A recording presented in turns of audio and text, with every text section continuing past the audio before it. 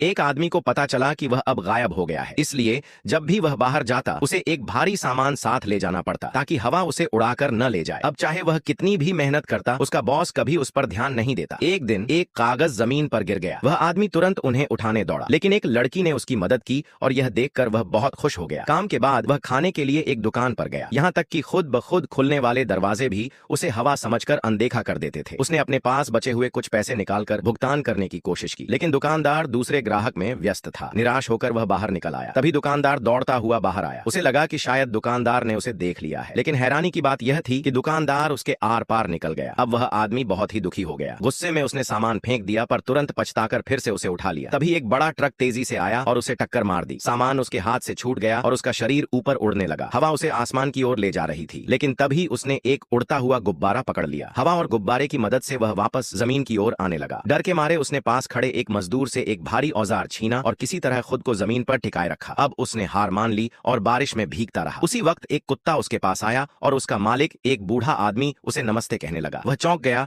कि कोई उसे देख पा रहा है। फिर उसे समझ आया कि वह आदमी तो अंधा है। उसी समय उसके पेट में भूख से आवाज हुई। बूढ़े ने उसे खाना दिया और कहा, सिर्फ बैठे रहने से कुछ नहीं होगा। उसकी आंखों से आंसू निकल आए जो बारिश के साथ मिल गए और वह जल्दी से खाना खाने लगा। अब उसने तय कर लिया कि उसे अपनी जिंदगी में कुछ बदलना होगा। तभी एक बच्चे की पहिए वाली गाड़ी नीचे की ओर लुढ़कने लगी। सामने से एक बड़ा ट्रक आ रहा था। आदमी ने तुरंत अपनी बाइक स्टार्ट की, लेकिन टायर पंक्चर हो गया। सब लोग हैरान रह गए जब वह आदमी हवा में उड़ गया और आखिरी पल में बच्चे को पकड़कर बचा लिया। उसी पल बादलों के बीच से सूरज निकल आया। वह पूरी तरह भीगा हुआ था, लेकिन पहली बार उसे जिंदगी का असली मतलब महसूस हुआ। जिस बच्चे को उसने बचाया था वह उसकी ओर देखकर मुस्कुरा दिया। अंततः उस आदमी ने अपना असली शरीर वापस पा लिया और पहली बार अपनी कीमत को समझा।